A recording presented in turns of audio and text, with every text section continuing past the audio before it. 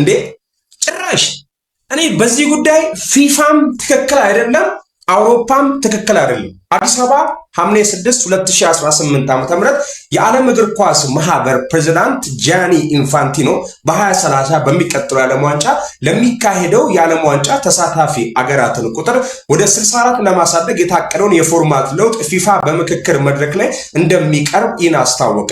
ይህ በክለቡ ታሪክ ታይቶ የማይታወቅ የቡድኖች ቁጥር ጭማሪ በተለይም ለአፍሪካ አገራት የተሻለ ውክልናና እድል ለመስጠት ያለመ መሆኑን ተገለጸ። እንደ ፊፋ ፕሬዝዳንት ማብራሪያ ከሆነ ውሳኔው የእግር ኳስን ዓለም አቀፋዊ ተደራሽነት ለማስፋትና እንደ ኢትዮጵያ ያሉ ታዳጊና በእግር ኳስ አነስተኛ የሆኑ አገራትን በዓለም መድረክ ላይ የማሳተፍ እድላቸውን ከፍ ለማድረግ ታስቦ የተዘጋጀ ነው።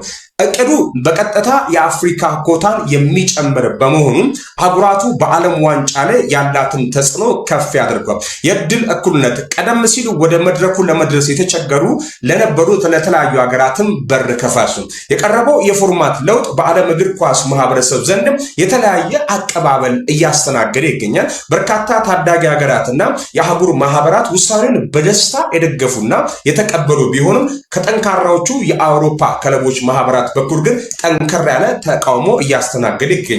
እንዲህም ሲሉ ተደምጧል። ይህ ውሳኔ የዓለም ዋንጫን ጥራት ሊቀንሰው ይችላል። የአውሮፓ እግር ኳስ ማህበር ፕሬዝዳንት አሌክሳንደር ቼፍሪን በበኩላቸው ይህንን ተናግረዋል።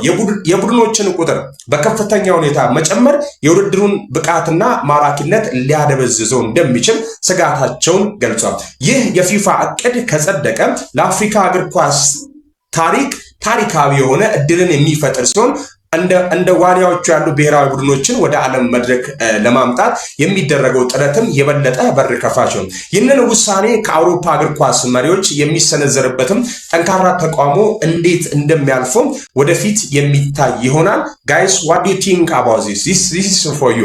እኔ ፊፋም ልክ አይደለም ብያለሁ፣ አውሮፓም ልክ አይደለችም። አውሮፓ ይደበዝዛል፣ ማራኪነቱ ይጠፋል፣ ጥራቱ ይቀንሳል ያለችው ትክክል አይደለም። እነሱም ኖሮ ጥራት አለው ለማለት እንቸገራለን። ከአሜሪካ ይሻላል። ኤኒዌይ የፊፋ ደግሞ አፍሪካን ለማሳተፍ ነው ያለው ሐሳብ የኔ ነው። ኦኬ ዚስ ኢዝ ሚ ናት ዩ። ኦኬ በእኔ ሐሳብ በገባ ያለ ስፖርትን በማቆለክል ነግራችሁ ፊፋ ይሄን የሚያደርገው የዘንድሮ ዓለም ዋንጫ ብዙ ማሳያ ለዚህ ገንዘቡን ለማምጣት በር እየከፈተ ነው እንጂ አፍሪካን ለማስገባት በር እየከፈተ አይደለም።